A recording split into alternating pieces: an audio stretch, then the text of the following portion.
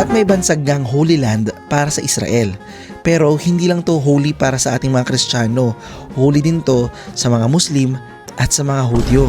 Meron tayo itong na-witness na celebration ng bar mitzvah.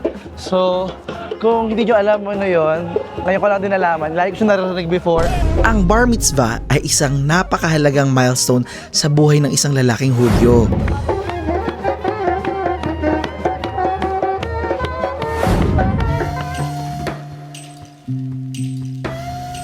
At finally, nabisita ko nga ang one of the most sacred site for Jewish prayer, ang Wailing Wall.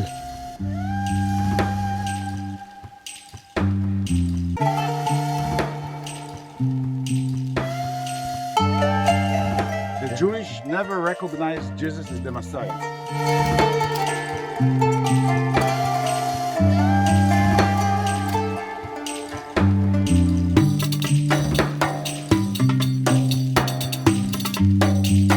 Guys, yung ating tour. Andito tayo ngayon sa may harap ng, ito yung Olive Mountain. Diyan pumunta si Jesus. Doon yung Gethsemane. Diyan siya nagkaroon ng pangitain na tatry do rin siya bago siya. Oh, welcome to Jerusalem, guys.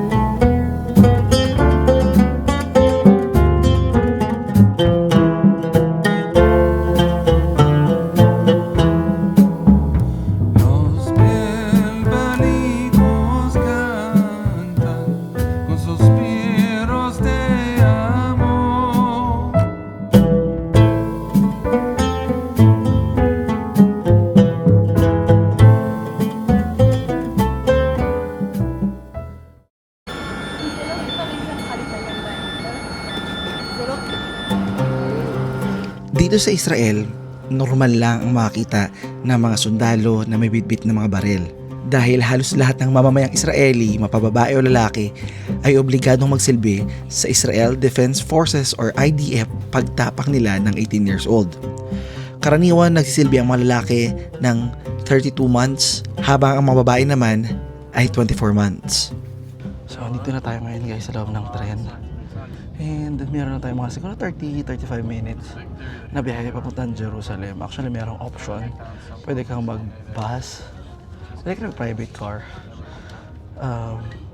Mas gusto ko lang mag-train dahil bet ko lang mag-train kasi wala. Kailangan bahagi. Merong justification. So anyhow, itong train, ihinto lang siya sa airport, tapos next stop na is sa Jerusalem. It's a high-speed train pero hindi ko paramdam yung pagiging high-speed niya. And yung pamasahe, I think parang 27 or 30. Parang ganun ata.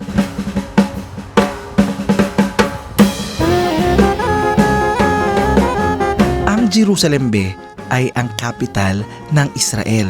Dito makikita yung kanilang parliament o yung Knesset.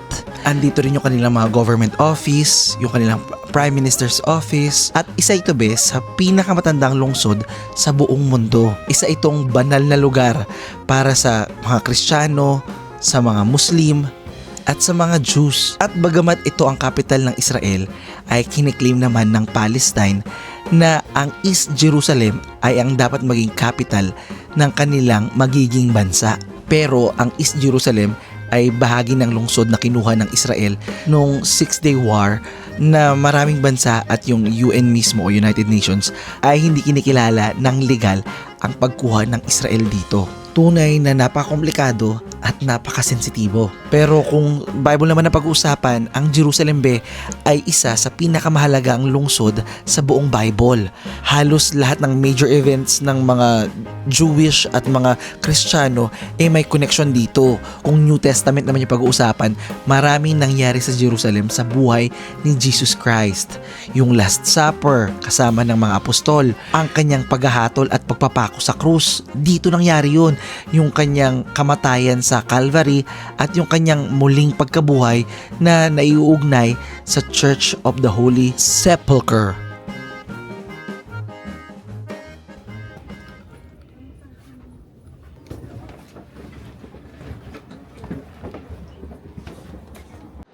So, andito na tayo ngayon guys sa station ng Jerusalem. And from here, pupunta naman ako ngayon sa EST ko dito. Hi!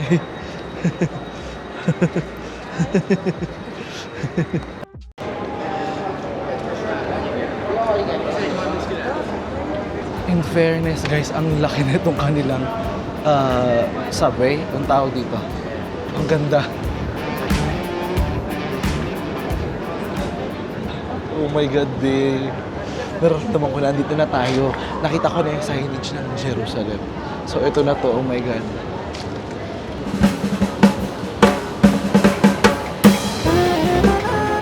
Jerusalem! Grabe tong station nila dito, guys. Sobrang laki, sobrang lalim. Basement. Siguro naka ilang floor kami, pang-apat na floor na to. Hindi pa kami nakakarating sa pinaka ground floor. Oh, welcome to Jerusalem, guys. Yung mga tao din talaga dito, guys. Parang may zombie din talaga sila. Excited lagi makalabas.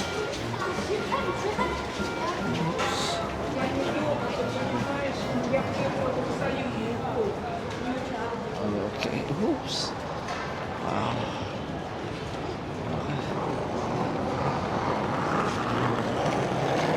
Nihaw. Bigla akong nagutom. Namoy ko parang may barbecue ah. Ito guys, yung itsura ng lugar. Dito guys, uso talaga yung magbilad dahil malamig.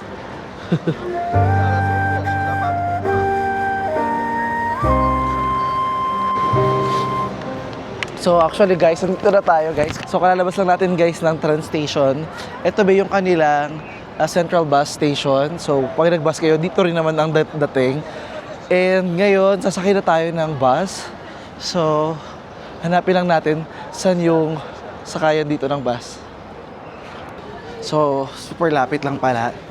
As in, dito lang sa gilid, sasakay na tayo guys. So dito meron tatlong major religion. May Christians, Merong Islam at saka merong mga Hebrew. So itong lugar na to is very religious para sa tatlong religion na yun. at may bansagang Holy Land para sa Israel. Pero hindi lang to holy para sa ating mga Kristiyano, holy din to sa mga Muslim at sa mga Hudyo. At alam nyo ba na higit 75% ng population ng bansa nila ay mga Jews? Oo be, at binubuo ito ng iba't ibang antas ng pagiging relihiyoso.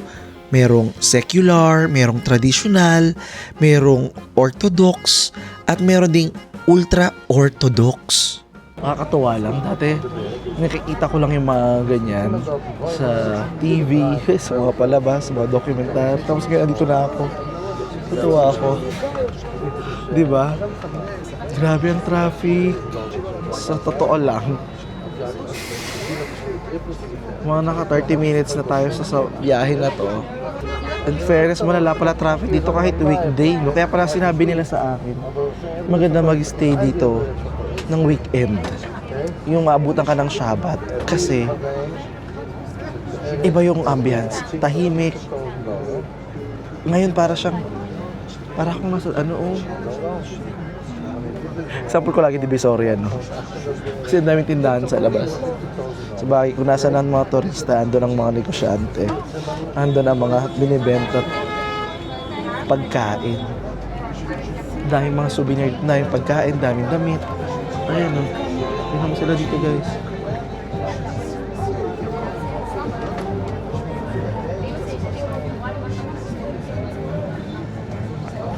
Tama ang desisyon din naman na nag-bus kasi paakyat na siya. Pag ganitong paakyat, tapos ganito kabigat yung bag mo, parang sobrang hirap. Gusto ko lang yung mga ganyang sombrero nila.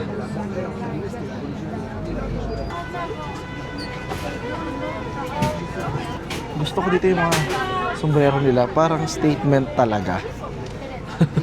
Super statement.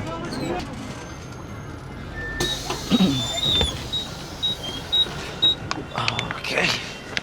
So, nakababa din tayo guys ng bus. So, finally, we made it here in Jerusalem.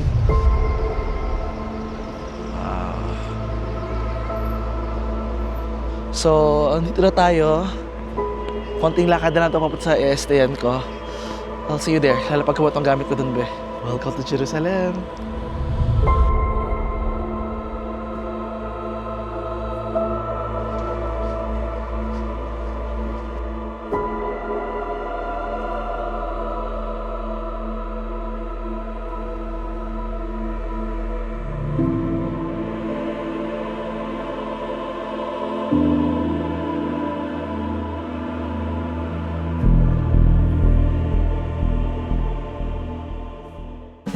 Good morning, Be. It's me, Francis Candy, and welcome back to my channel. So, good morning all the way from Jerusalem.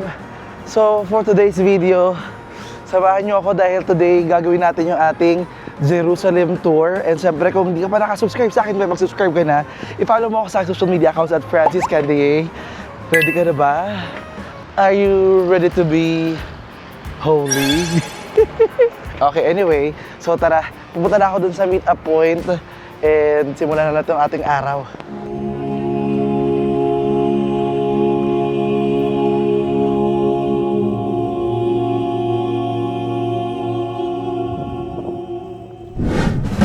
So, unlike the usual Pilipino na nagpupunta dito sa Israel for the Holy Land Tour, hindi ako kumuha ng tour package. So, kung bago kayo sa akin channel, I am Francis, I am a solo traveler.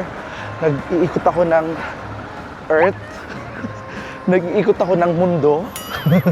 So, I'm a world traveler. This is like my 45th, 46th country.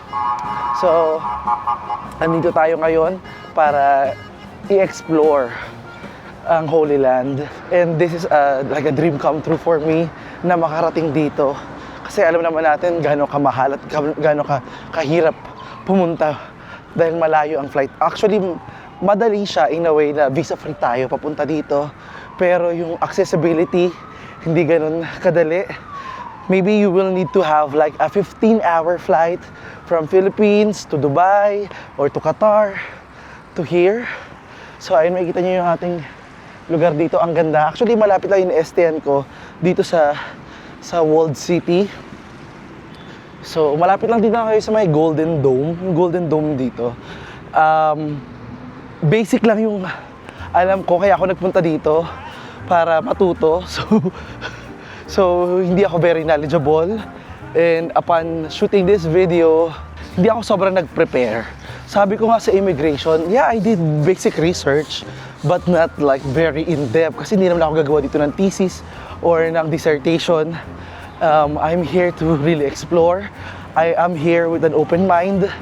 And I know this topic here, geopolitically, can be very controversial.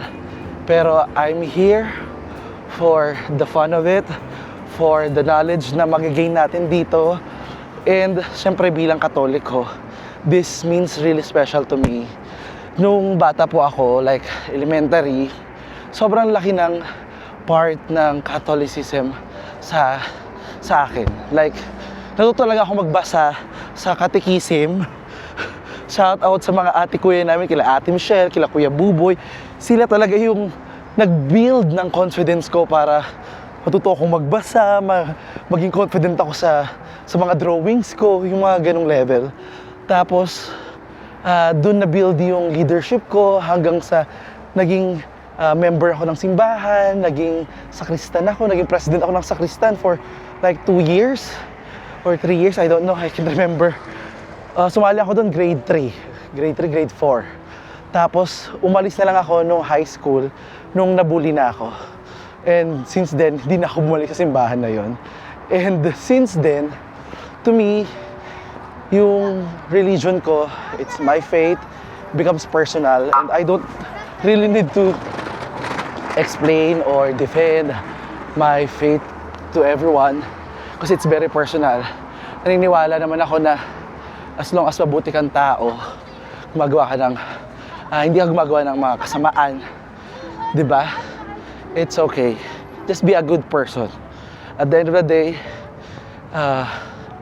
kung ano ang tinanim mo, hindi na nga anihin mo. And on that note, tinan yung city nila guys during the day. Ito yung kanilang tram dito.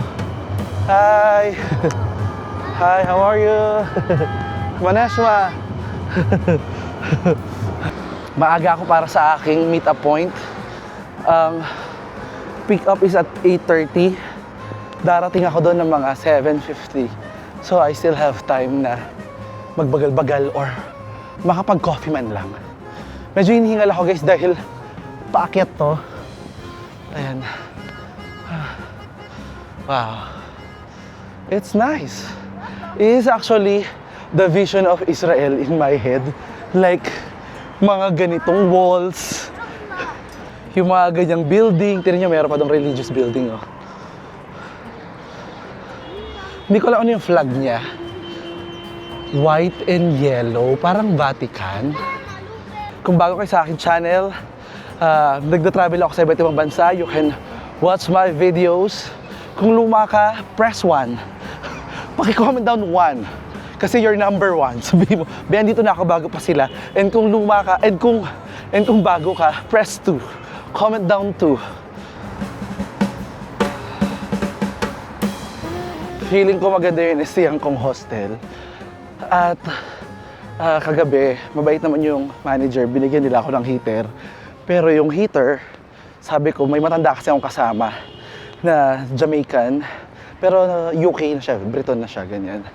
And ang chika niya sa akin, matutulog na ako, nakainom na ako ng pampatulog, ganyan. Kasi gusto kong gumising ng maaga. Sabi niya sa akin, una siyang pumunta dito nung sinabihan siyang 6 months na lang yung buhay niya kasi meron siyang cancer. So he came back dahil negative na siya from the cancer. So benign na, sabihin wala na siyang cancer and he's normal na. So I'm actually happy for him. And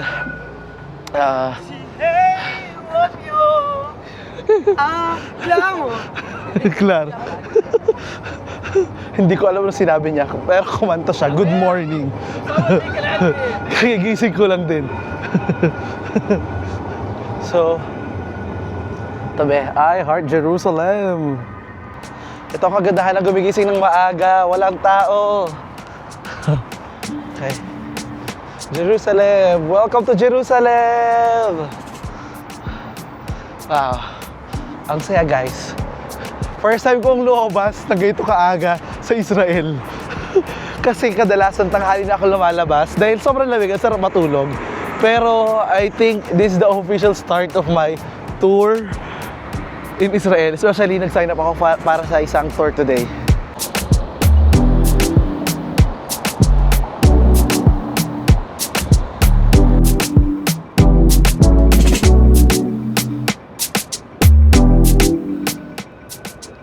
So, para sa ating unang araw dito, be. So, para sa ating unang official na araw dito sa Jerusalem, kumuha ako ng full day Jerusalem tour. And nag-book lang ako via tour. Actually, nagkaroon pa ng misunderstanding, pero eventually, this morning na-realize ko din kasi dalawa yung binuko ko, for today and for tomorrow. For tomorrow is to Bethlehem, Jordan River, and Jericho. So, nilagay nila ako ng tour ko today para sa tour na yon, which is bukas. And magkaibang company sila. So, basta ngayon, pupunta ako na lang sila sa pick-up point. Kasi parang nagkagulo-gulo. Actually guys, na-realize ko, ang aga ko, like 45 minutes early ako, and sarado pa yung mga store dito. Actually, that is the same reason but hindi ako lumalabas talaga na maaga. Kasi kadalasan is sarado pa. Hindi ko kailangan magmaaga. Pero for this tour, dahil mag-ikot tayo, no? I'm just excited. Inagahan ko. Maaga akong natulog. Maaga rin ako nagising. And I'm so fully charged, which is really good. At dahil maaga pa guys, sarado pa yung mga store. Dito na lang ako ngayon bibili sa may supermarket. Tingnan natin ano pwede natin kainin na pang breakfast. Sana meron. Okay. So guys, pasok tayo sa loob.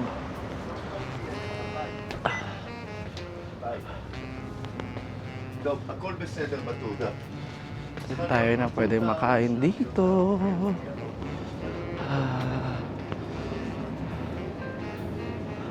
מה במחסן? Gano'ng kamahal kaya itong ramen na ito? 20? Magkano yung 20? 400? 400 pesos. Kaya nyo yun. Almusal pa lang, 500 agad. Do you have hot water? $50.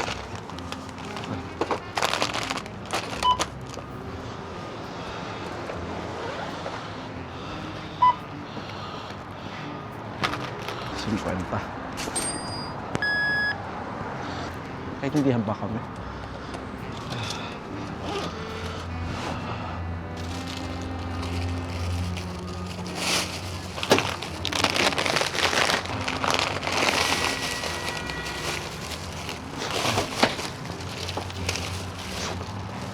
You have water? No? Woo! Hindi ka excited.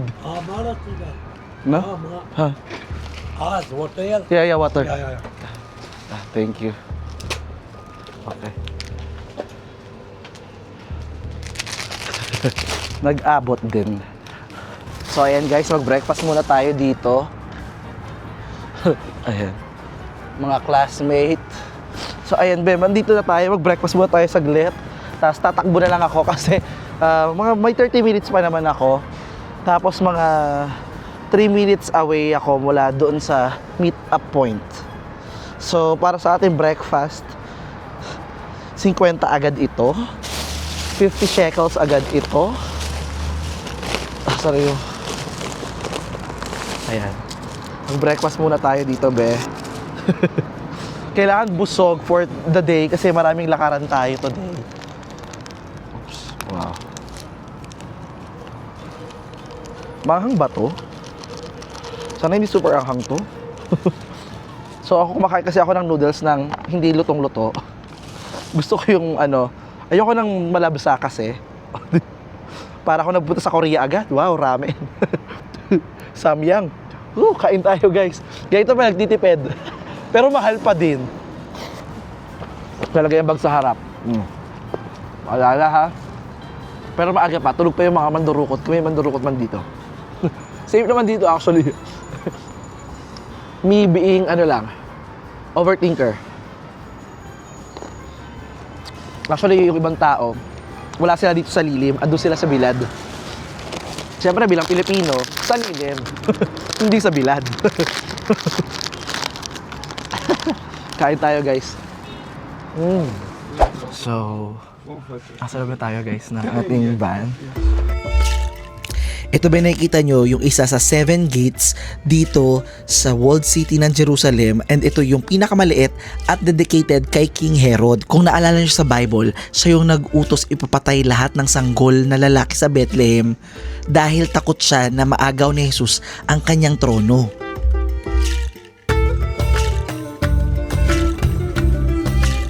Sa paniniwala ng mga Jews, dito dapat inililibing ang mga Hudyo dahil kapag dito raw sila inilibing sa Mount of Olives, ay agad daw silang makakapasok sa langit.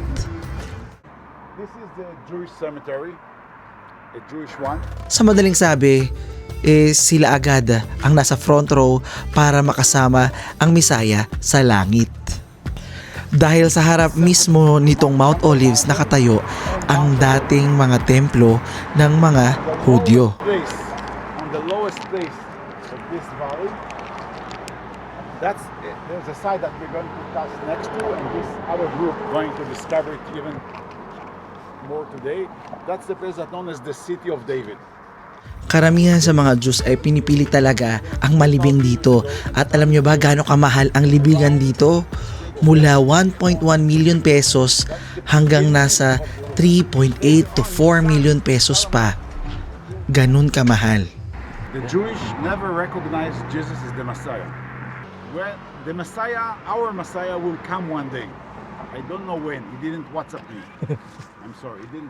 Did it? No signal inside also. No signal also. Yes. Sa ating Bible naman be, itong Mount of Olives ay naging saksi sa maraming mahalagang yugto sa buhay ni Jesus. Especially nung nanalangin si Jesus nang may matinding hawis bago siya dakpin, dito rin siya hinalikan ni Judas Iscariote bilang tanda ng kanyang pagtataksil. At sa New Testament, dito rin siya sabi na huling nakita si Jesus bago siya umakyat sa langit. In the middle of an olive tree garden, knowing that the day after you will be taken to be judged and punished. So there are three churches, but the bottom one, the Grey Dome, as I mentioned before, known as the Agony Church, or Gethsemane Church, or All the Nation Church. Three names of the same church that was built on top of the rock where Jesus was sitting and crying. That's they ran. So nagsimula na guys yung ating tour. Andito tayo ngayon sa may harap ng, ito yung Olive Mountain. So sa pagkakarinig ko, pagkakaintindi ko sinabi ng tour guide, diyan pumunta si Jesus. Doon yung Gethsemane. So, ayun, diyan siya nagkaroon ng pangitain na tatraydo rin siya bago siya, alam niyo isa sa Bible, kung alam niyo hindi ko na ikakwento. The joke lang. Pero dito pala yung nangyari.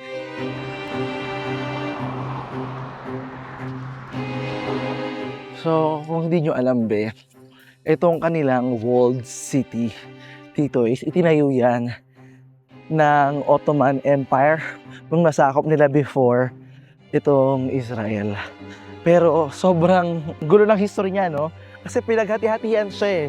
Pinaghatian siya ng Jordan, ng Israel, and then siguro in the 1960s doon na lang nabawi ng Israel itong part na ito ng naging part ng Jordan, naging part na siya ng Israel. And sa loob din ba ng walled city, bale divided yan sa apat na religion. So meron tayong Christian quarter, Muslim quarter, Jewish quarter, at saka Armenian quarter.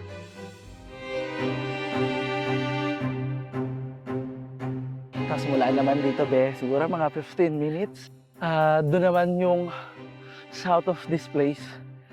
15 minutes from here, south of this place. Doon naman yung Bethlehem kung saan pinanganak si Jesus Christ. Papasok ng walled city, dumaan kami sa Jewish quarters. At papasok pa lang kami be, may natanaw na agad kaming bar mitzvah.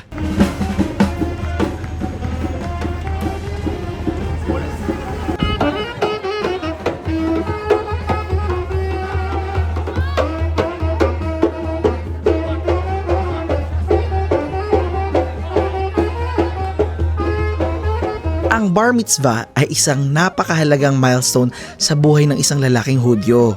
Ito yung seremonya at selebrasyon na nagmamarka sa kanyang pagbibinata. Ginagawa ito kapag ang isang lalaki ay tumungtong na sa edad na 13 years old. Para sa babae naman, ginaganap ito ng 12 years old.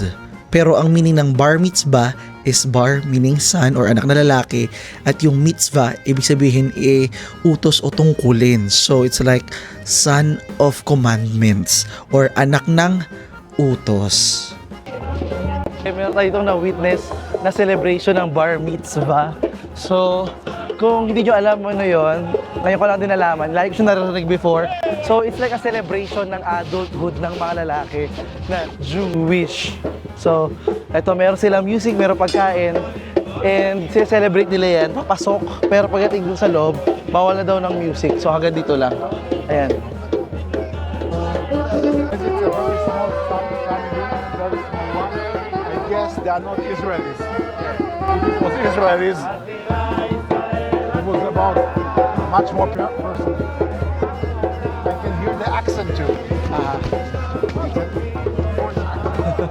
So ito be, nag-celebrate sila dito ng bar mitzvah. Or kumbaga parang debut. Pero di eh, 12 sa babae, 13 years old sa lalaki.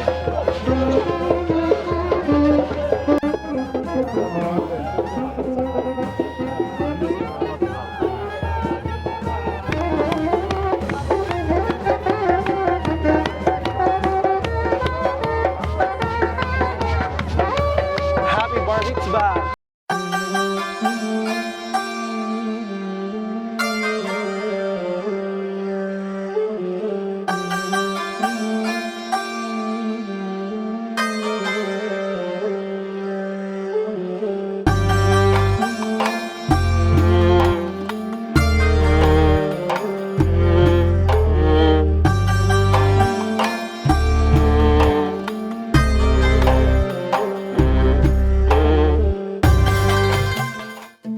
At finally, nakapasok na nga kami sa Jewish quarters. Part of me ay hindi makapaniwala na nakarating na ako dito kasi dati napapanood ko lang naman to sa ibang mga documentaries, sa mga pelikula. And finally, nakarating din ako. Pinagmamasdan ko yung iba't ibang uri ng tao na narito. Narito yung mga Jews at yung ibang relihiyon at yung iba't ibang uri rin ng mga Jews gaya na nga ng mga ultra-orthodox. Sila ang pinakakonserbatibong grupo sa loob ng Judaism. Madalas, makikita mo sila sa mga video ng Jerusalem na napakadisting ng itsura at paraan ng kanilang pamumuhay. Nakasuot ng itim na suit, puting polo, itim na sombrero or fedora. Yung iba nakasuot pa ng mga espesyal na sombrero na sinusuot nila tuwing Sabat. So ayan be, nakapasok na tayo ngayon sa loob. Andito tayo ngayon sa may Western Walls. Western Wall Tano. Ito yung napapanood nyo na bumubulong sila sa wall. Yung iba sinusulat nila yung prayer nila, pero pwede mo ring ibulong at sabihin ano yung prayer mo.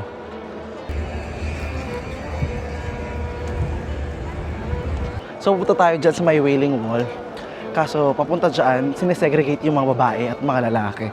So dito magkakasama yung mga lalaki at saka ito pa, kung sa Katoliko kailangan hubarin yung sombrero, dito kailangan may cover yung ulo mo. So either sombrero or yung nakikita mo yung maliliit na parang sombrero ng mga Jewish boys, yun yung tatawag nilang kipa. Di ba? May kipa sila.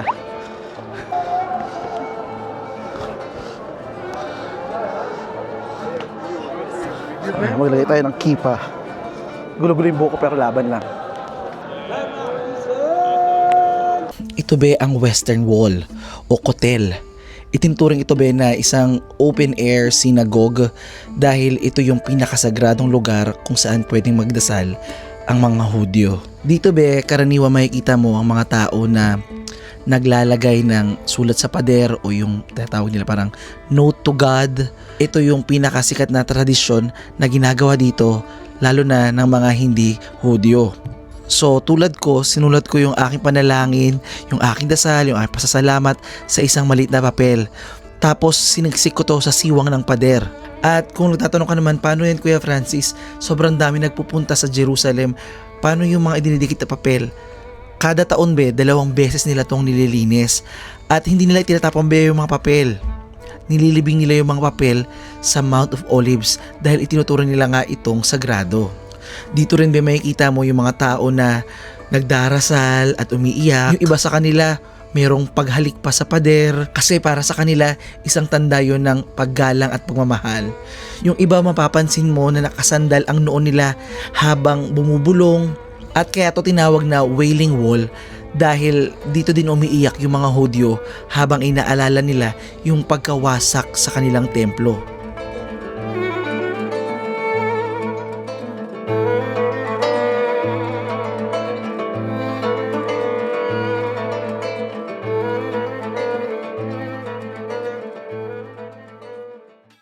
So sa kanilang Bible, meron silang 52 chapters for the 52 weeks of the year, but not the Gregorian calendar. Meron silang sariling calendar. Like pag kinausap mo yung mga taong nakasuot ng like traditional na outfit nila dito, no, hindi nila alam anong date. Kasi ang date nila is sa calendar mismo nila. Which is like, oh my God. Dito na ulit tayo ngayon sa loob naman ng Walled City.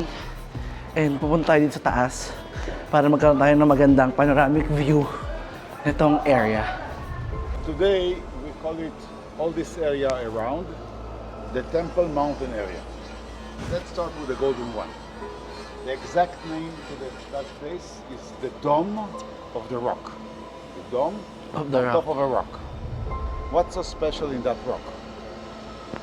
So here, like many things we're going to talk today, the answer we start by it depends who you ask. If you're asking the Jewish people, they will take you back on time to the Bible. And one of the famous events that take place there, that described in Genesis book, is the moment that God asked Abraham to sacrifice his son Isaac. It takes place on top of that hill. Imagine Jerusalem 6,000 years before our time, shaped everything. It's a lot of open hills on top of that hill, on top of that rock. That was this taste of loyalty, that God tasted the loyalty of Abraham to him.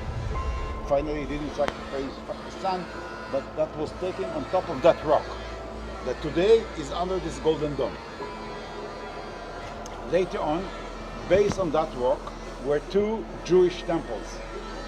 The first one was built by King Solomon, King David's son. We already talked about King David. His son will build up this hill that works for about 400 years, and the Babylonian destroyed it.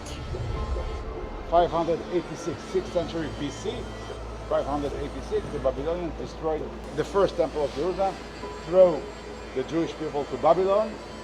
70 years after, they get the authorization to come back.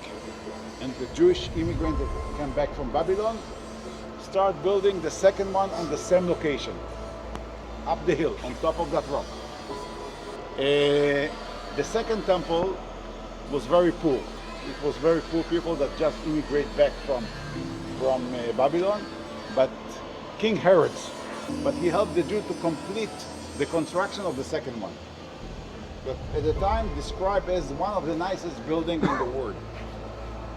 After 4 years of Jewish revolt, the Romans destroyed this temple too. Everything was destroyed from the temple, and even from the wall that was around. Only one part left on the west side, from that corner to here. It's continuing more. It was 600 meters long, but the only access place that people can touch the wall is this one, on the west side of the mountain. That's why it's called the Western Wall, the west side. So that was in the first century. The Romans destroyed the second temple of Jerusalem and throw the Jewish again out of this land. From the first century till the 7th century, there was nothing really up the hill. It was a garbage hill. But the Muslim come here and started a Muslim authority at the 7th century till the Crusaders come later. And according to the Muslim, from that rock that I just talked about Abraham, Muhammad descended to heaven. Muhammad, the Muslim prophet, that born and raised up in Saudi Arabia, in one specific night, take his flying horse from there, fly to here, landed on that rock, and ascended to heaven. So they built a dome on top of that rock to protect this rock.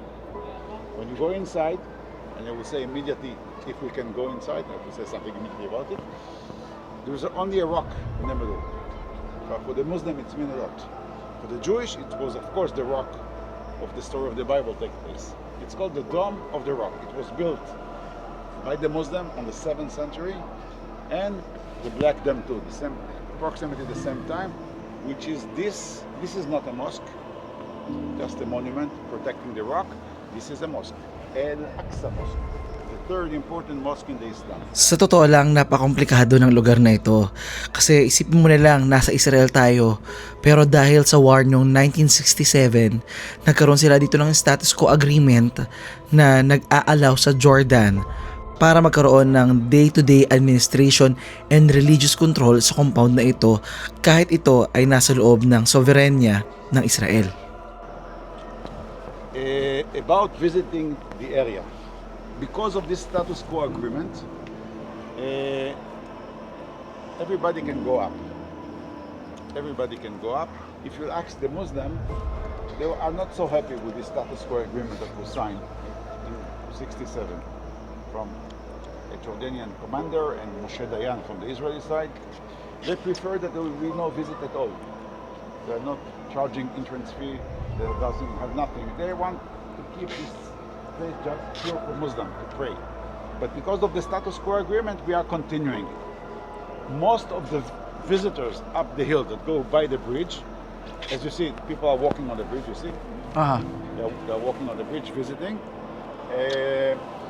Are tourists, like you, tourists that come to Israel, and a small group of Jewish people. All the ultra Orthodox people that you see there down the wall with the black coats and hats are not going up there. The reason is that part of the temple was a place that's called the Holy of the Holiest. And only one person could go there once a year. The high priest in Yom Kippur, which is the highest holy day of the week. Because they don't know exactly where this specific place, if it's here or here, they don't go at all. So from the moment we opened this site 25 years ago, the Muslim on their mind was that we are digging under the mountain in the mosque, and one day the mosque will fall.